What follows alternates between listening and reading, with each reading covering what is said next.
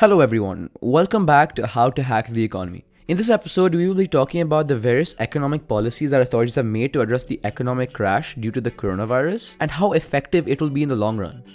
Before I continue, if you have not seen my previous video on the economic impact of the coronavirus, I highly recommend you watch it by clicking the top right icon so it will be easier for you to understand what I will be discussing in this video.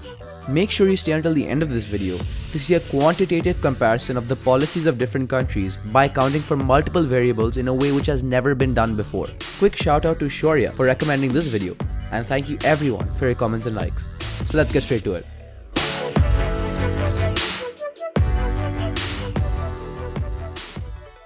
Like mentioned earlier, the economic impact of the coronavirus in 3 short months is arguably worse than the recession in 2008. But what are countries doing about it? Are their policies effective? Is it enough? Before we discuss about that, let's talk about the specific sectors that are being impacted the most by the coronavirus. As can be imagined, the travel sector is facing the brunt of this economic crisis. Following this is oil and gas, then the automotive industry, and finally consumer products and electronics. Now that we know what sectors are affected, let's dive into the fiscal policies that countries have made. Perhaps the most discussed policy in the media is the $2 trillion stimulus package that the Congress passed on the 27th of March and is now being put into action in the US. According to Bloomberg, the exact breakdown is around $500 billion as loans and other assistance to major companies, out of which $62 billion is specifically for the airline sector. There is also $350 billion in aid for small businesses, while hospitals will receive $117 billion to allow them to keep up with the coronavirus and treat as many people as possible. The rest of the funds are dedicated to a $1,200 payment to the middle class and lower class Americans, and an increase in unemployment insurance by $600 per week. This constitutes for $1.03 trillion worth of the stimulus package. This is the biggest stimulus package to ever be used by any country, surpassing the $800 billion policy used in the 2008 financial crash. Despite this, policymakers believe that there will be more aid required, and the Speaker of the House, Nancy Pelosi, stated that this is not going to be the last bill.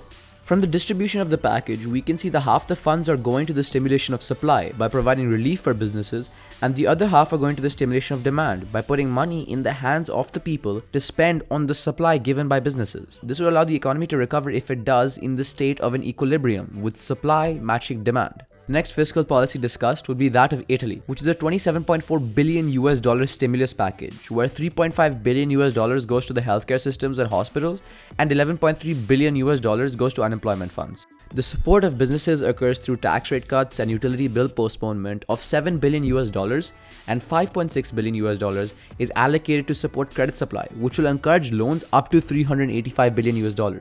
Similarly, this graph shows the distribution of the relief policy, with approximately half going to the stimulation of demand and the other half going to the stimulation of supply. Just like that of the US, a similar state of equilibrium is a target for Italian authorities. Now, the fiscal policy of China devotes $183 billion to epidemic control, manufacturing of medical equipment for hospitals, increased disbursement of unemployment insurance for the people, and tax relief. This number has been estimated to increase as policymakers are planning another relief fund. Although the exact breakdown is not revealed, like the other two graphs, we can assume that the Chinese government wishes to release funds in the same manner of an equilibrium. Approximately 46.45% of the policy would be dedicated to the increase of demand and the rest dedicated to the increase of supply. This was calculated as 41.24% of the Italian policy and 51.6% of the American policy is devoted to demand, averaging out at 46.45%. Now that we have seen all the fiscal policies ratified by the government, let's compare their contribution in trillions. This clearly shows that in the case of the net amount of funds allocated to fiscal policies, the US is the country that spent the most out of all the others by an unfathomable margin. This graph compares the amount of money spent in relation to the nation's GDP as a percentage. Again, the US put the most money into their stimulus package, even in comparison to their GDP.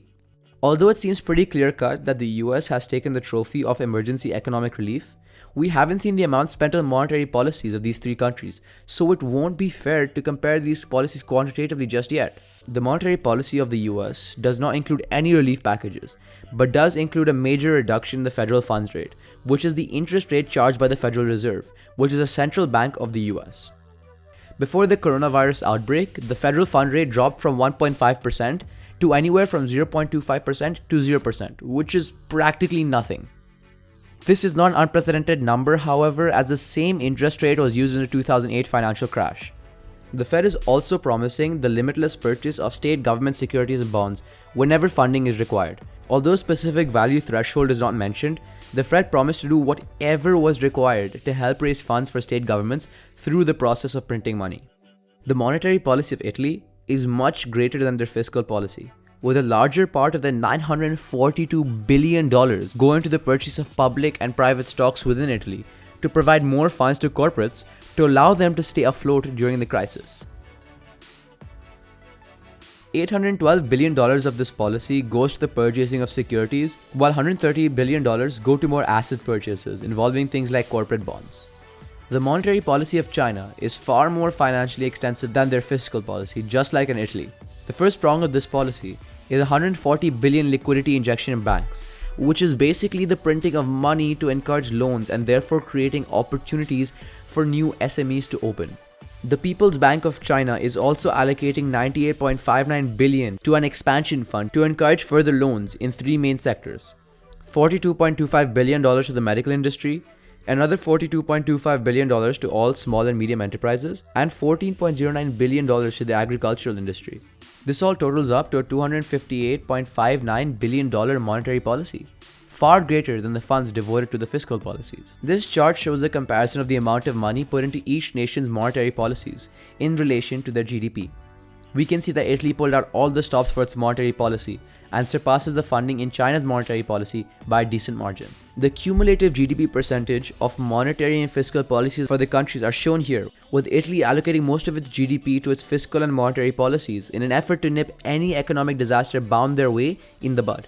So now that this has all been analyzed, we need to look at one more thing: estimated GDP drops for the first quarter of this year. According to Morgan Stanley, Nasdaq, and Goldman Sachs, the expected GDP drops for the US, Italy, and China are 30%, 12.5%, and 9% respectively. This visual shows a comparison of these GDP drops. We can clearly see that the US, while investing the most money in their policies, are facing the harshest economic consequences out of these three countries. The reason I show this visual, and the reason I even mention GDP drop at all, is to fully put these policies into perspective, and to understand that some countries may decide to spend more of its GDP on combating the economic downturn of the coronavirus simply because they also suffer more economic losses, and to compensate for that, they need a larger relief fund. Now this is where I show you the quantitative comparison that I spoke about in the beginning of this video. Bear in mind, this creates an entirely new way of comparing the policies made that has never been done by anyone before. So how are we going to quantify this? We first look at the GDP spent on the policies by each country and divide that by the economic losses in terms of GDP drop. This shows the proportion to which the policies have been made and if they are enough when put into perspective of the national economic drop. Let's call this the policy drop coefficient. The final quantities are shown in this visual, in which we can see that the Italian government has invested an arm and a leg to stop the economic crisis in its tracks, spending more than 10 times what other countries in this comparison are spending. The policymakers of China and the authorities of the US have invested around the same amount in comparison to their GDP at around 0.33% or one-third in comparison to their forecasted economic drop. Before we conclude that Italy is the most effective policy in terms of numbers, it's worth mentioning that there is no monetary data for the economic policy of the US, despite the fact of a promised limitless funding. So if we put that into account, we can assume that the American policymakers are doing more than what is quantitatively represented. So what else can be done though?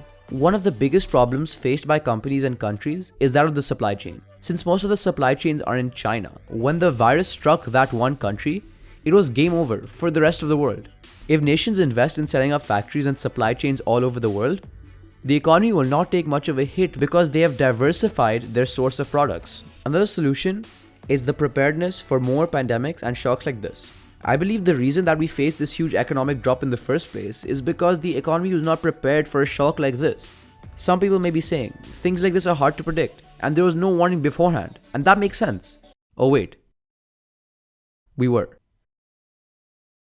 So investing in medical infrastructure and educating people about sanitary methods and practices will go a long way. For example, wash your hands.